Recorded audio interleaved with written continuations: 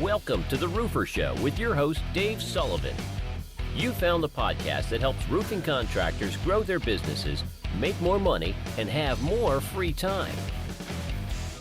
Benny, what's going on, man? Thanks for coming on the show. Appreciate it. Dave, this is like a dream come true. I don't know if you know this, but when I first started my company and I was looking for some quick answers and tips, you were the only resource back in 2015 that I could find. You know, that's amazing. Was that before electricity or, That was a while. Like I was so busy working and so busy trying to build a business. I didn't really have a whole lot of time to do stuff because I have ADHD and I don't stick with stuff for too long. But your show, I remember listening to the car. I didn't even know what a podcast was back then. Like this was when it was still kind of new. It wasn't trendy to have one. Nobody in the roofing industry, I don't think, had one. So there was a lot of cool information on there. And one of the first things I ever heard about was you're the one talking about Ruby Receptionist. I started seeing Ruby Receptionist ads on like one of the satellite radio channels. And I remember that was the first vendor I think I ever hired. Wow. Well, I appreciate that. And yeah, we all have ADHD. If we're entrepreneurs, we're all over the place, the shiny object. We got all these great ideas, but that's why we need to have implementers with it. Don't you think we've got to have people that take all this information and make things happen? I'm a great idea person, great dreamer, but it takes action. Nothing else matters, right? We call those the how guys. And in the beginning, for us fast movers, us entrepreneurs, us visionaries that we go, we are the how guys in the beginning because we don't know any better. But then when it becomes too much, then you got to find a really, really good how guy. In the EOS model, they call it the integrator. Gino Wickman did a really good job in his book, Rocket Fuel, talking about the relationship between visionaries and integrators. And now it's easy and simple for guys like us to understand. And it's so simple that it works, but it's not rocket science. It's very basic, fundamental stuff that we just never were able to figure out until you wrote the book. It is basic stuff. And if you stick with the basics, this is why don't make it complicated, man. Stick with the basic blocking and tackling. This is how you build out a business that's successful. Hey, three-legged stool, simple. Got to sell work, do work, keep score, keep it in balance, and keep working on that. Business should be boring. I hate to say it, but if you're doing it right, it's pretty boring because we have process. We're doing the same thing over and over and over again, and we're refining it, and it's consistency. However, profit's pretty exciting. I'm good with that, but that's what I think it takes to run a successful business. Just my opinion. We've gotten into it. We spent about an hour talking before we got on here. That's great stuff, man. Well, I'd like to disagree here. I agree with you if you're concerned about profit, which I think everybody should be to stay in business. But for the guys, the entrepreneurs that are trying to solve a problem and create a business, it's got to be exciting. It's got to be fun because that's what's going to keep you going when times get tough. And you got to be able to get up out of bed and have a really big why of why you're doing it, because, roofing is not the most fun business out there at just its core, right? So like if a stranger was like, oh, hey, do you want to be a roofer? Everybody's like, heck no, I don't want to be a roofer. That's like hard work. And then it's even harder dealing with customers and then dealing with vendors that can't get your stuff there on time and doing all that stuff.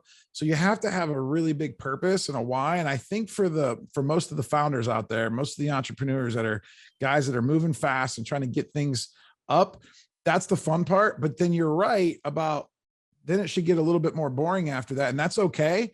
But those guys then need to step back and let those how guys, the integrators, the COOs of the world, the ones that have systems and processes dialed in, and they like to find the little fine tuning and the little details. They like to find 1 percentage point here, 1%. Like that gets them excited. Mm-hmm. Like that doesn't get me excited, but that gets them excited. And that's okay. We all have a place in life and we all have a role. And I think that once you find that combination of visionary and integrator, that really is when your business can take the rockets to the Mars, as Elon Musk says, and Gino Wickman wants to do. Agreed. I think we're saying the same thing. We've got to have our why, though. You're right. What is that destination? Where the hell are we going? And you better be clear on that. And this is why I say we always start at the end, work our way back, build a roadmap to get us there. But that why, why the hell are we doing this, man? It's a tough freaking business. We better be clear on that and have a damn good reason for doing it.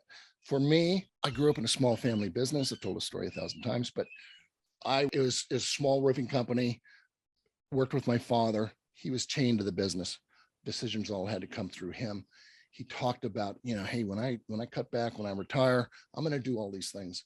Well, he never made it. He got sick, had a heart attack, and never did the things that he talked about. So I wanted to do it differently. I built a business that did not rely on me, that I could step away from the day-to-day and do the things that I wanted to do. And that was travel. I traveled the world. I skied the world, took my kids with me everywhere. I have 3 boys. That was my why. That's why I built this business. That's what's great about this industry. You can do anything you want. It's a blank canvas, draw what you like, but be clear on what it is, where you're going. And I think too many contractors get your head down. You're just going boom, boom, boom. We don't know where we're going. We're doing a little of this, doing a little of that. We're all over the place. So where does that put us? Speaking of, well, you can save a lot of time and money and make a lot less mistakes if you're really super crystal clear on your vision. Because if you know where that bus is going and you have the right people in the right seats, like Jim Collins talks about in Good to Great, you'll be able to get there a little bit faster, a little bit clearer without all that rocky stuff. Because I remember when I first started, I didn't know this principle at all. I just thought I had to go out and just survive. Right. And I'll take whatever comes at me. It doesn't matter what the customer says or whatever they say I'm going to do. Right. Because I just need to get money into the bank account so that way I can keep, moving on to the next job. And what happens is you start to get out of your focus, right? Like I was, hey, I'm going to improve the roofing industry. Well, as soon as they asked me to build a deck, guess what I'm trying to do? I'm trying to figure out how to build a deck. Cause I didn't, I just thought that's what I was supposed to do. Serve. But in actuality, I wasn't actually serving myself or the business. And then actually in the end, I was actually hurting the customer when I would do those things outside of my crystal clear vision, because back then I didn't really know. I remember I started doing some siding projects back in the early days that, now I'm realizing that I probably shouldn't have done. Now we're much better at siding, thank heavens, in 2022. But in 2015, 16, some of those siding projects that I did because the customer just said, hey, can you do siding? I'm like, sure, why not? They got me into a little trouble. They took me longer. I wasn't as profitable. I've had a lot of warranty work on them that I've had to go back and pay for my sins from like that back in those early days. And it's like, yeah, it was one of the things I tell roofing contractors when they call me or message me on Facebook or Instagram. I say the same thing that you're talking about. Get crystal clear on your vision, get crystal clear on your focus, know why you're getting up out of bed to do this job, and then just start to execute, which can be a little bit boring for some of us. But at the end of the day, that's what's going to keep you sane. That's what's going to be able to get you to go on vacation with your family. It's going to be able to get you to get your kid's soccer game, be able to coach his team and not have to worry about being on every job site. I think all the things that we dream about as business owners, we want that life. Everybody, thinks about, just money, but it's like, then you want that lifestyle, right? The vacations, the cars, the boats, and some of us will try to get that stuff before we probably earned it, because we don't really know our numbers. I know you're a big fan of trying to teach guys, about their numbers so that way they can understand when they're making profit and when they're not, because there are some times when it's okay not to make a profit as long as you have a plan. Sometimes if you're growing and you're trying to add some people to your organization and training and stuff like that, I've learned that, my profit's not going to be the same, but it's okay because I know why. And I know in the future, it's going to make things better. So I can at least justify it. But if you just go willy-nilly without like a plan, and I think, your buddy, Mike Tyson, what's he say about the planning? Says everybody's got a plan until you get punched in the mouth.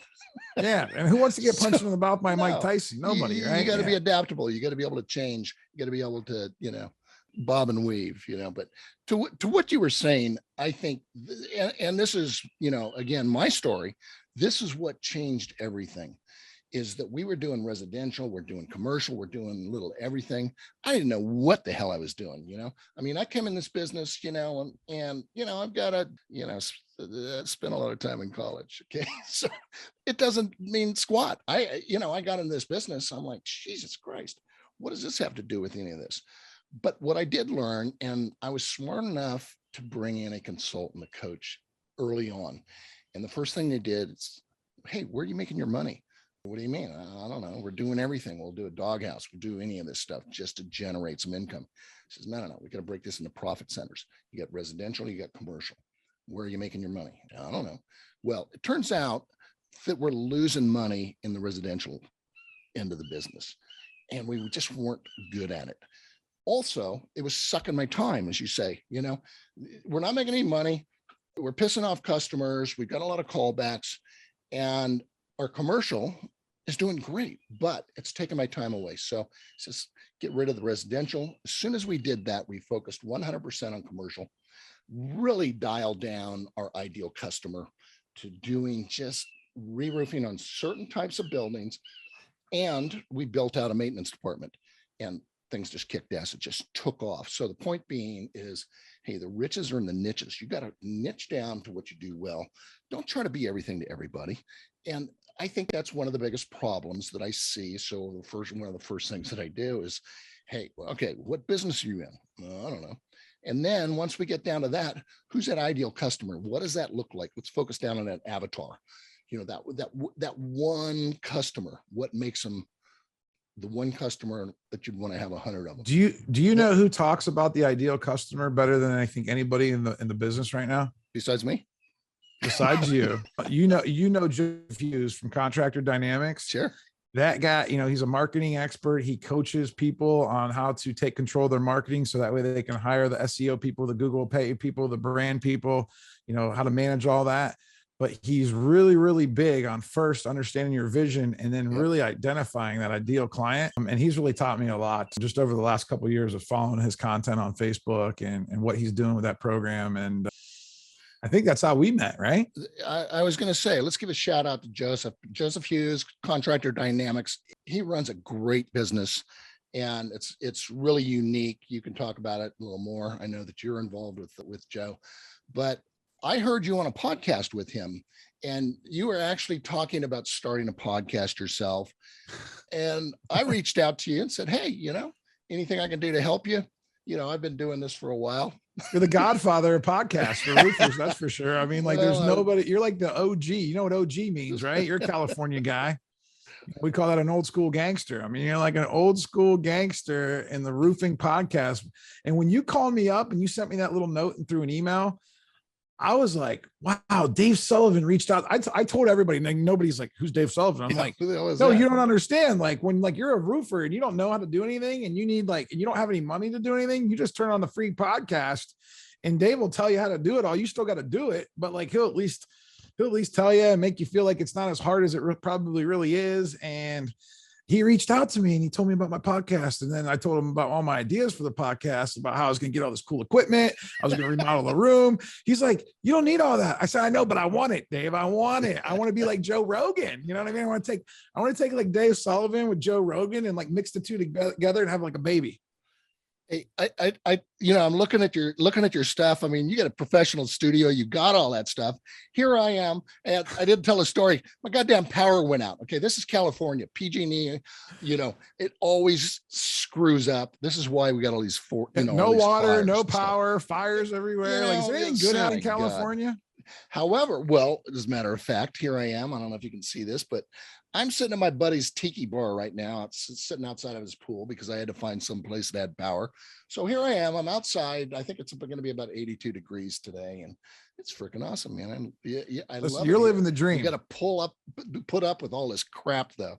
So but anyway, the point is, we adapt. We're professionals. We can make this thing happen still. And here I am on my little mic. I'm plugged it into my laptop and sitting here. And talking with you, getting to know you. How cool is that? And that's what I wanted to do. I've heard you on the podcast. I got to get you on. You've got so much that you give and give and give, man.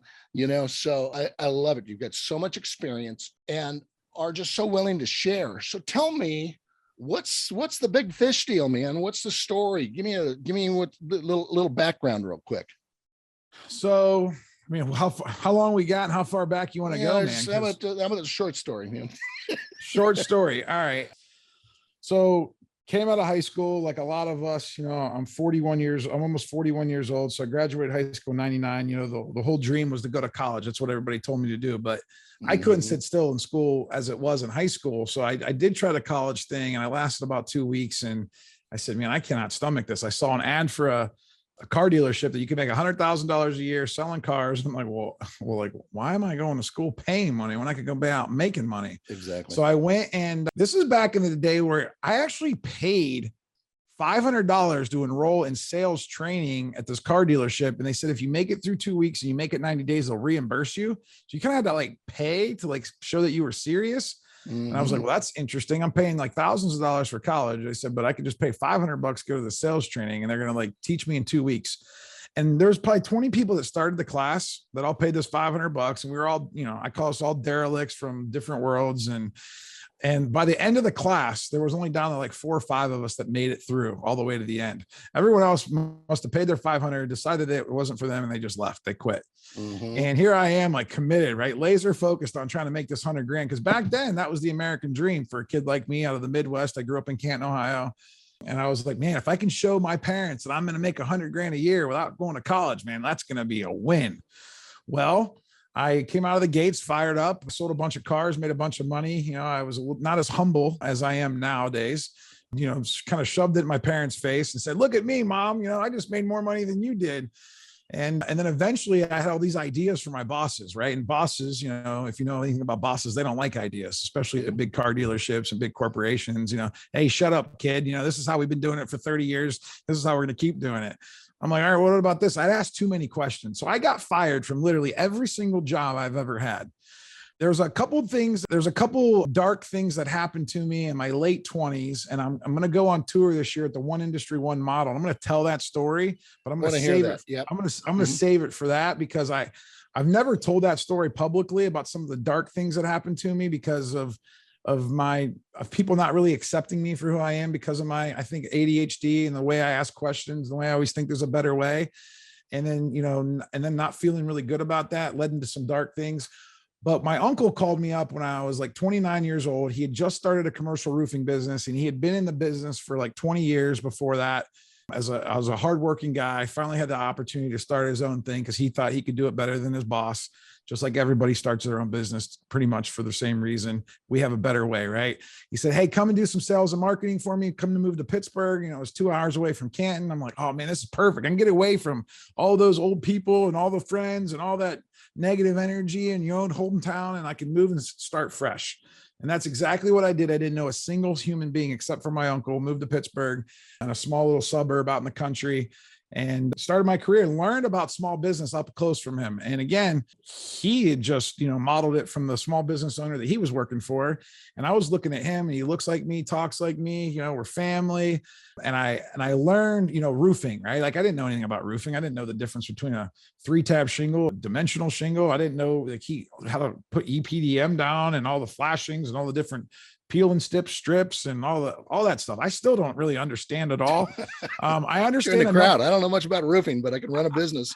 I understand enough to be dangerous, but like I also did know how to talk to customers. And I also knew how to, from my sales experience, I knew how to create an experience. You know, I also knew what I didn't like at my old jobs and what I wanted to do. And I was able to kind of put some of that stuff into practice.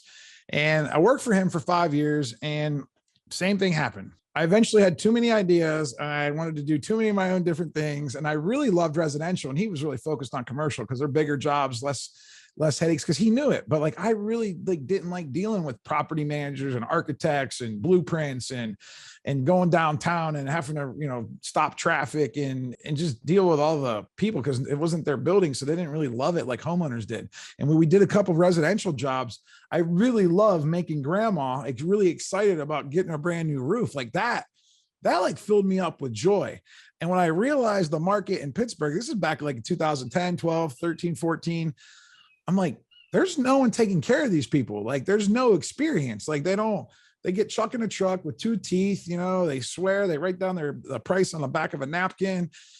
And I'm like, I grew up with the internet. You know, I was always forward thinking. I'm always an early adopter to everything. I'm like, I know there's some technology out there. My uncle wouldn't even let me use Eagle View back in the day, because he's like, well, what am I paying for you if I can just, you know, you're going out there to measure the roof. I don't need you.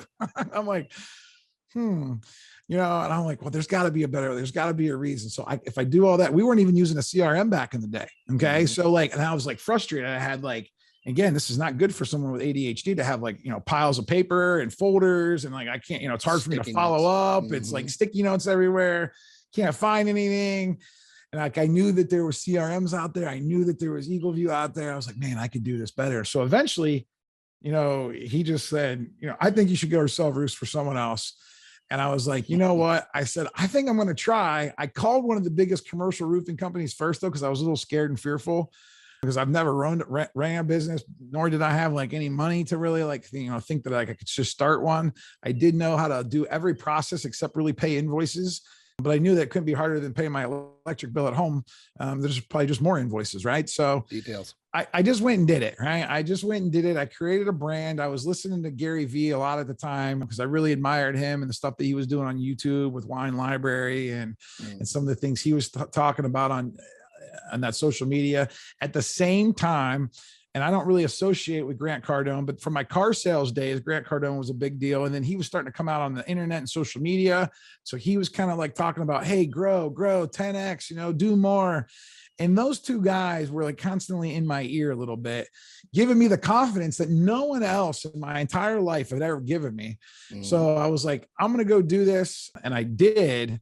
And I will tell you, the one relationship that really carried over from my uncle's business to my business was the relationship that I had with Beacon Roofing and my outside sales rep.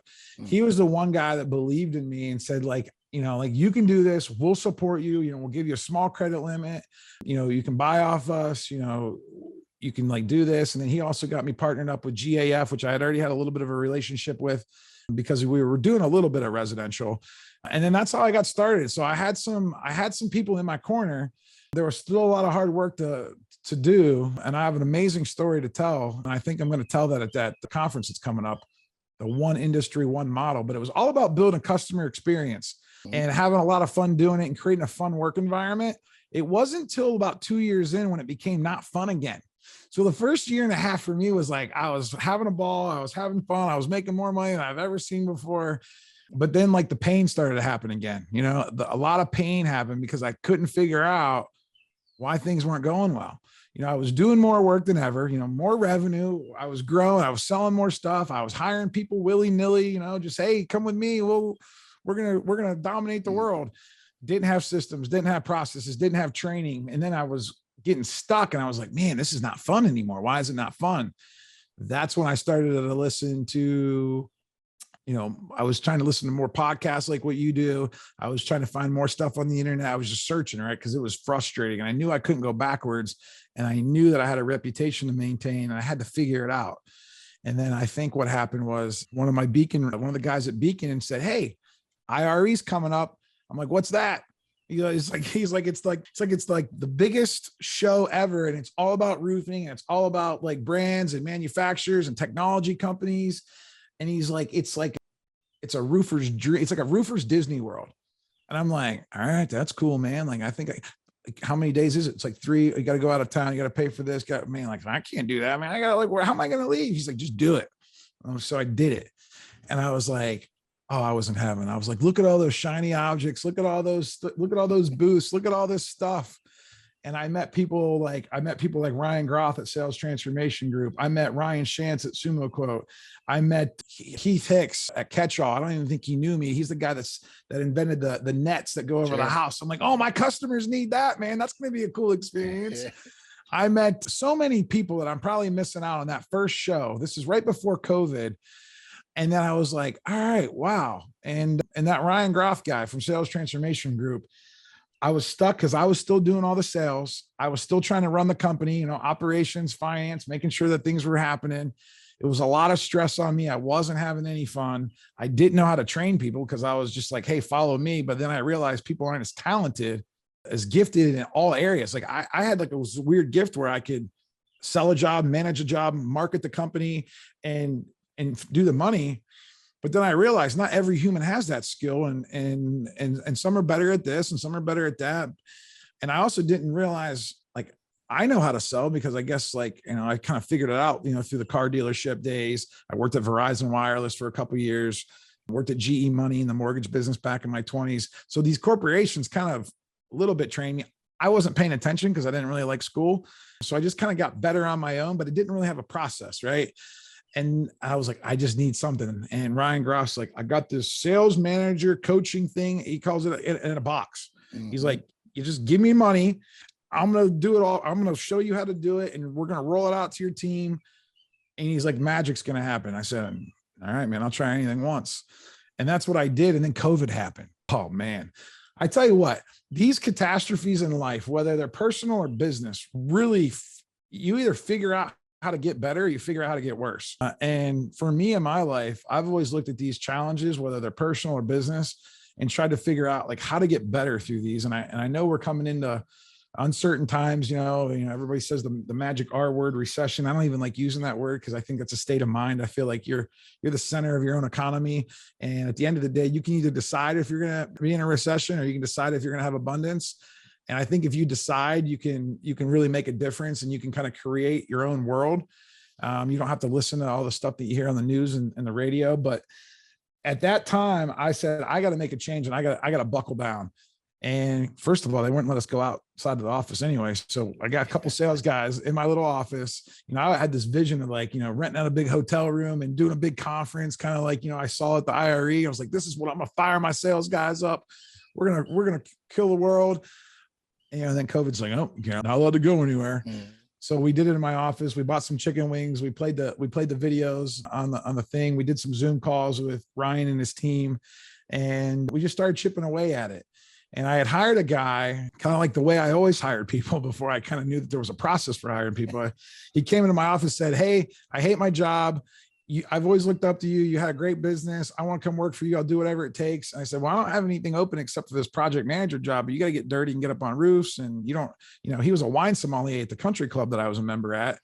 And the only reason I joined the country club, not because I was good at golf, because I wanted to be surrounded by higher level people, because I needed to change my ways and I didn't know how to do it. I was like, I don't think you're going to want to get dirty like that. He's like, I'll do whatever it takes. So put him out there in project management. The year later, we move him to sales because he's out showing shingles to everybody on the back of his pickup truck, and he's not babysitting the project like he was supposed to. I was like, maybe you should be in sales. And maybe the one guy that's not doing so well in sales, Tommy Campbell, maybe we should move him into project management. Well, when I did that, first, before I did that, Ryan Gross company will do a sales evaluation and kind of give you like a DNA on how well you do, like what your scorecard is, like in all kinds of different like attributes, kind of like the back of a baseball card or a John Madden video football game. And I saw that Tommy was not so good in sales, but here he's been in the sales department for the last 7 months. And Mark was really good at sales, but he's been in the project management department. I was like, well, we're just going to do a flip flop because they both got good hearts. And I really want to work with these young guys. We did that flip. Mark did the training. Mark sold $2.5 million that first year. He became a better salesman than I did because I was doing all the different stuff too. I was then able the next year to get out of sales completely because he was able to take the lead, train some other guys. He just did 4 million last year, is on pace for 5 million this year. Got me out of the day-to-day selling, got me into more of a leadership position. I was able then to find other holes in my company because there's a bunch, right? If you're not finding holes, that means you're just not looking. Yep. So I found those, and then I had a lot of pain. Again, it wasn't sales pain. It was like, how are we going to get all this stuff done pain? And then I found EOS, and that book, Rocket Fuel, changed my life. I was then able to hire a business partner, a integrator, kind of like what we talked about at the beginning of this call. He invested 25%. He bought in 25% of the company. I figured out how to do that. So he wrote a check to come to work for me, which I was like, wow, that's impressive. It's like, somebody believes in me, man. Like, I was like, whoa, this is starting to get fun. People are actually starting to believe in me. I called my mom. I'm like, Mom, like some dude's writing a check to come work for me. And he's leaving a $55 million company where he's the CFO, and he's coming to work for a little $5 million company because he believes in the vision. And I was like, wow, I'm starting to see the power in all this stuff. And like, again, I was on this road of relationships and education, and it's just completely just changed my whole life and my whole outlook on everything. And I've never been more fired up over the last 2 years. My whole life, my business life was completely transformed. That's then transformed my personal life, which is actually even better. Right. We talk about business a lot. I know this is the Roofers podcast, and all these business guys love to talk about business. But man, when your personal life is feeling good, there's nothing that's better. There's nothing that's better. So I did a lot of talking. Was that a good story? That's a great story. All right, good. I mean, you've got so much so much stuff in there, and I could have interrupted you 1,000 times, but let me try to get a couple of takeaways here from what I heard. Number one is curiosity. To be a good entrepreneur, a business person, you have to be curious. You have to want to learn, and you have to seek out this education. And it's not coming from school. I agree with you. I mean, why the hell would you come out of college with a degree and just a shitload of school debt, and you're working at Starbucks? There's so much opportunity in the trades, construction management. This is what we should be pushing in high school, not jamming this down everybody's throat. That's a different subject though. But I mean, I actually am going into schools now that I don't actually work in the day-to-day anymore. Mhm. For the last couple of years, there's this business incubator class at Thomas Jefferson High School in Pittsburgh. And they invited me to go in and speak to kids about just like the sales and marketing side of business. But then like I started like having interns come to the office. I'm hoping somebody like eventually wants to swing a hammer instead of just play on the computer. And we definitely have an eye on that. And I think that you just uncovered something that's going to be really big over the next 20 years, because these guys in the trades, I mean, they have the ability, if they want to learn a skill, to make as much money as they want. Oh my God. If that's what they want to do. Yeah. I mean, and be outside and like not have to be at the same job site for the rest of their life. Yeah. And go to the same office every day. Being in roofing is cool because you can be on a different place every day. Even most some roofers have ADHD. That's why they don't want to sit in the factory all day, so like, that's why they get into roofing. So at the end of the day, it's like perfect because you can be outside, and sometimes it's hot and sometimes it's cold and sometimes you got to deal with some of that.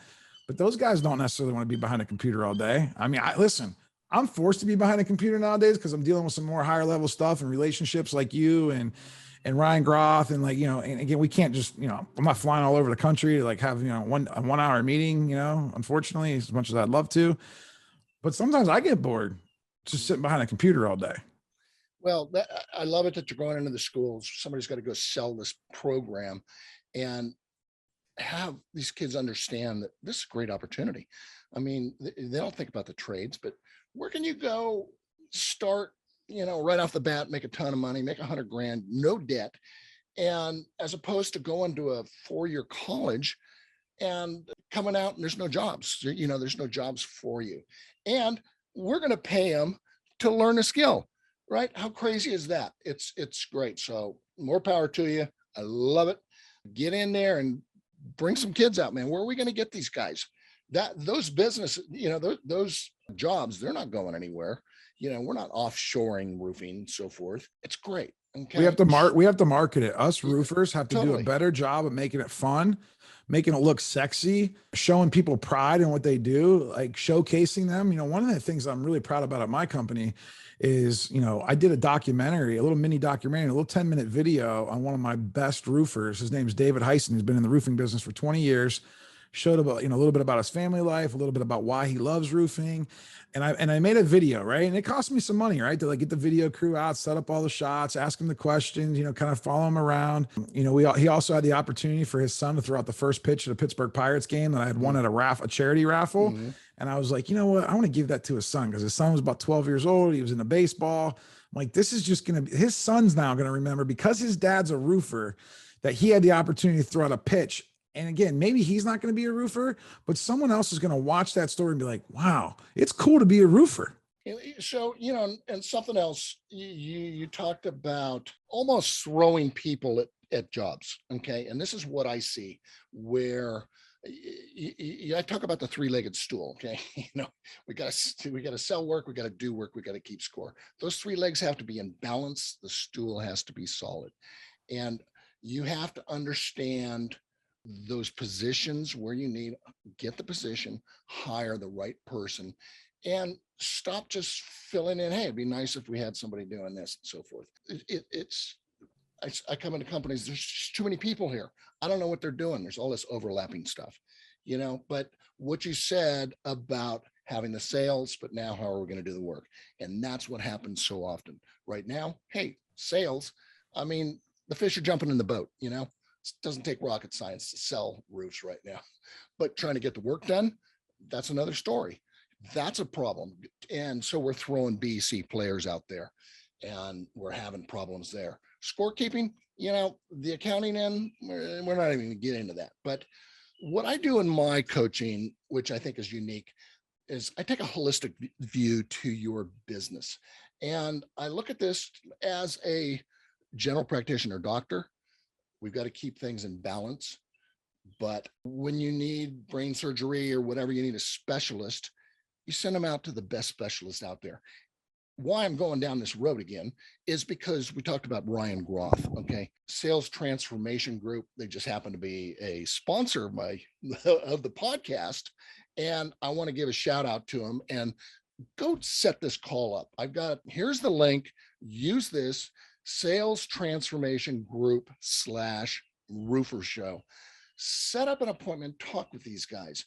It will make all the difference in the world. And I think especially now we're coming into harder times, whether whether we're talking recession or whatever. Well, that's what I was going to add. Because when you said sales, it's easy to do sales. And I agree with that up for the last couple of years.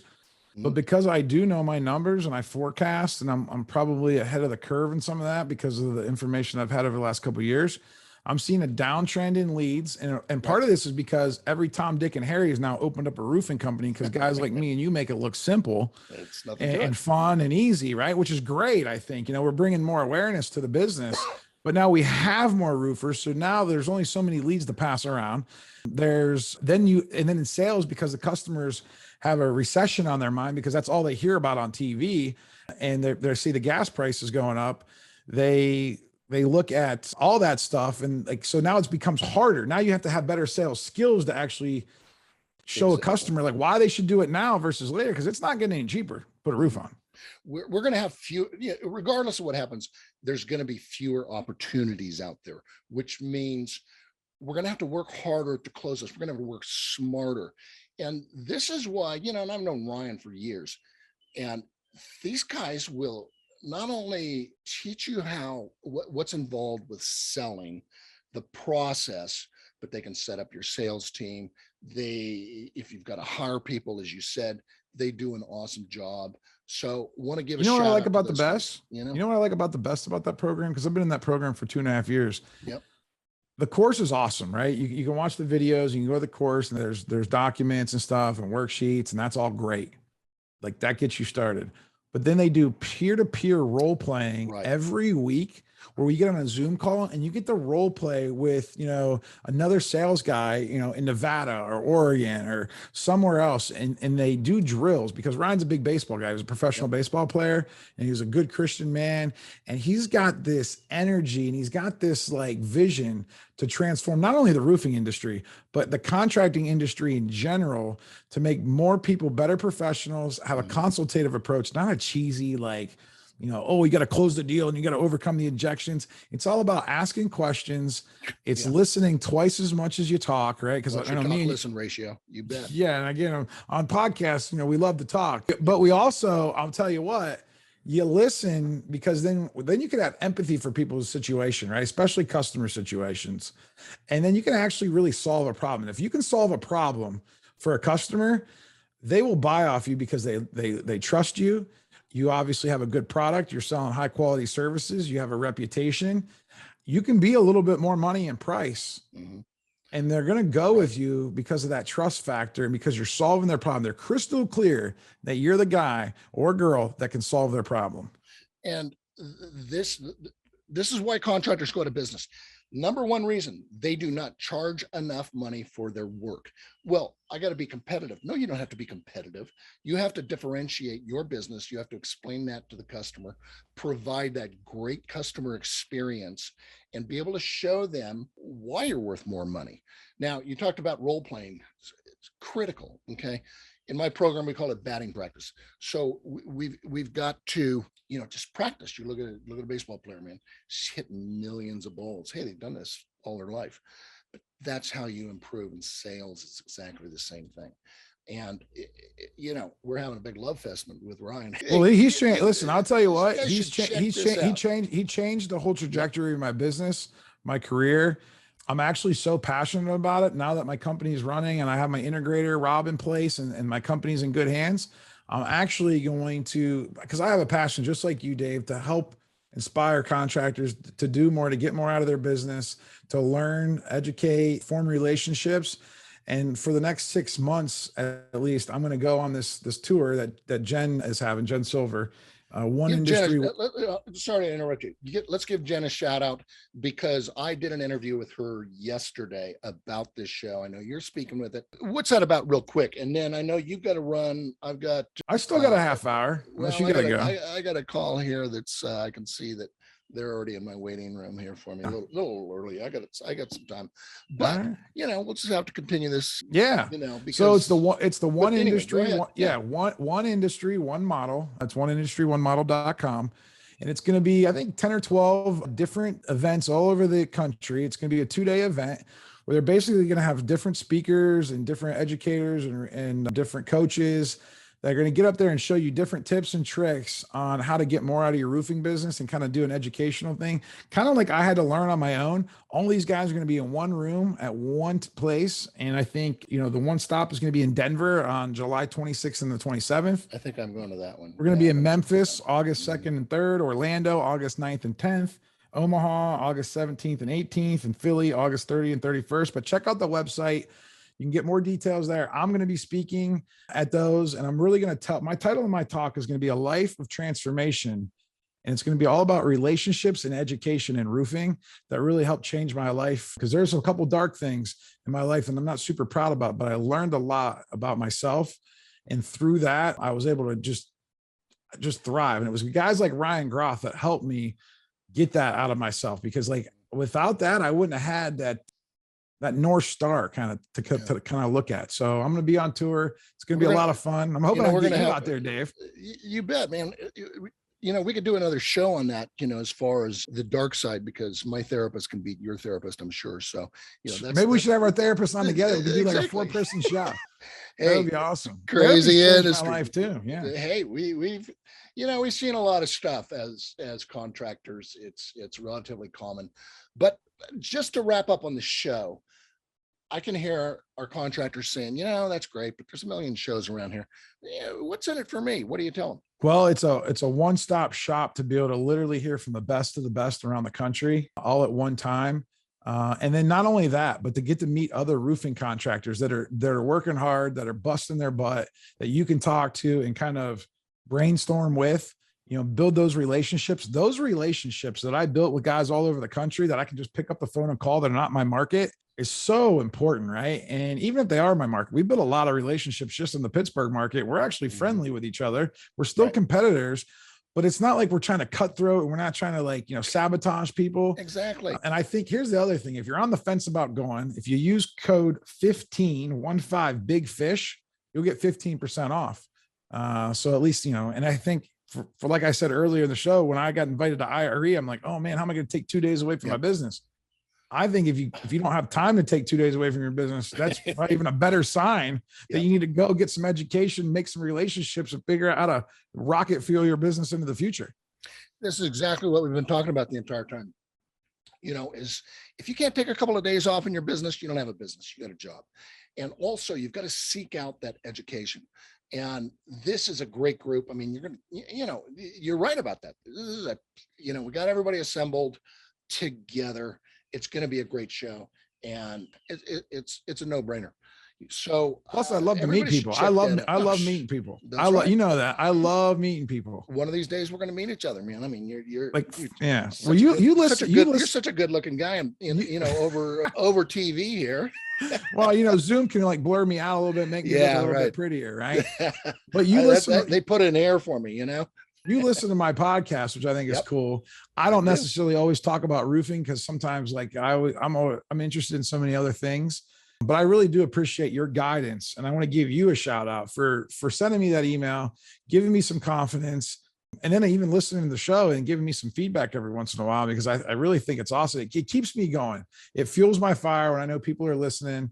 You've given so much value to the roofing industry, and I look forward to learning more from you. And I really appreciate you having me on the show today. And if there's anything I can ever do to help you out, man, you just got to give me a call. I'll be there. How cool is that? And I'm glad I'm recording this because I'm gonna show this to my wife here. You know, it's like You didn't even hey, say, you look, didn't say it either. there's somebody that appreciates me. You know, Dude, I'm I just love kidding, it. but Listen, Mr. I really Sullivan, appreciate I that, will man. call you Mr. Sullivan because that's listen, the vision that you had to start a podcast so that many years ago, like, and now, you know, I'm gonna say, hey, if Ben Fisher has a podcast, that means everybody has a podcast, right? But it is hard to start going, and it's hard to be consistent with it. And I don't know how many episodes you're in, but that goes to show you your work, 275. your work ethic, your consistency. People can depend on you. You can count on, you're not some flash in the pan that, like, and I'm sure you treated your roofing business the same way. Hey, you got about 20 episodes under your belt.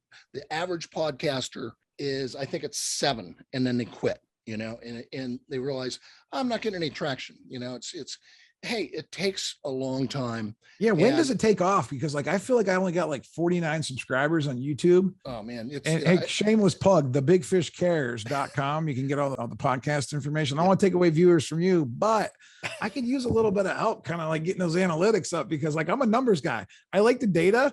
I like the feedback. I like the comments. I like when people email me and say, oh, I got something out of it, because that just fuels me up to give you more. You just took 2 of my visitors away, and that's 50% of my business, man. So check out your show. And that's what's cool. I mean, we spoke that time, and the next thing I know, boom, you're starting.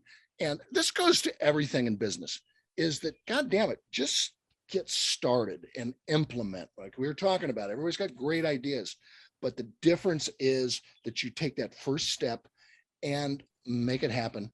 Take freaking action. Benny, we're going to have to get together again. Well, Denver, baby. We got to get part 2 of this, man. Come to Denver.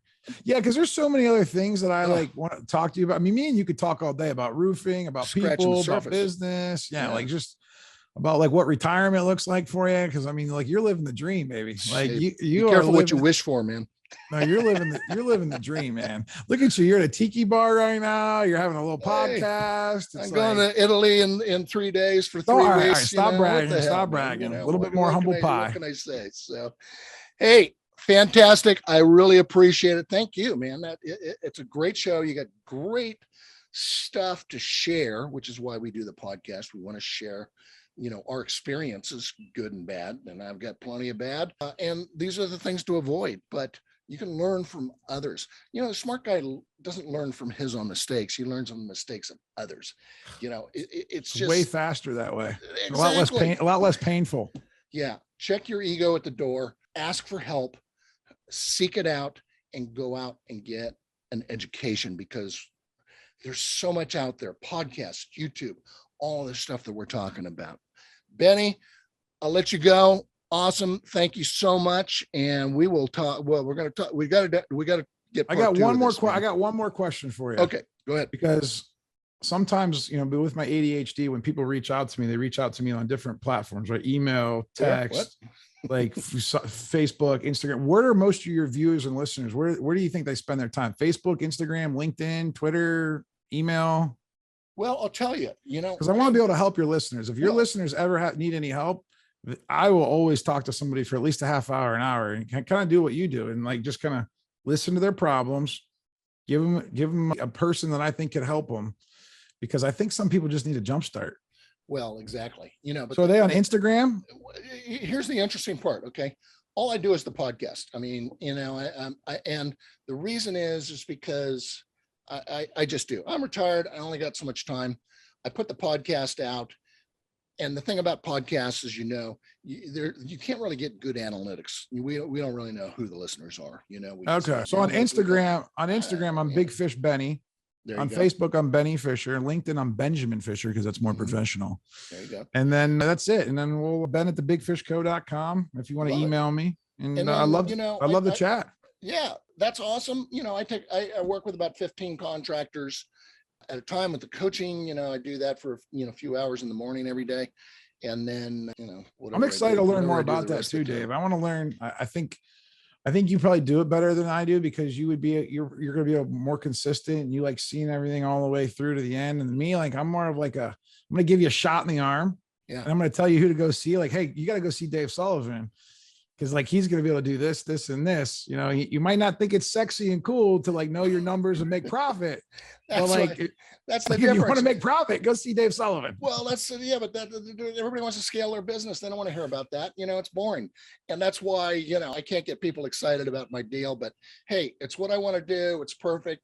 I don't travel, for business and you won't see me at any of these shows for the most part, but I just sit on Zoom in the morning, talk with contractors, talk with fine people like yourself. I learn a ton from everybody. And so if you're interested in coaching one-on-one, it's what I do. We just sit around and talk like this. So Benny, I'm coming to San Francisco one day because I want to see you in person. I want you to coach me in person. We will meet up. I'm telling you, this will be in the next couple of months when I get back from Italy, my various escapades, and we'll definitely hook up. So I appreciate you. Take care, man. Thanks.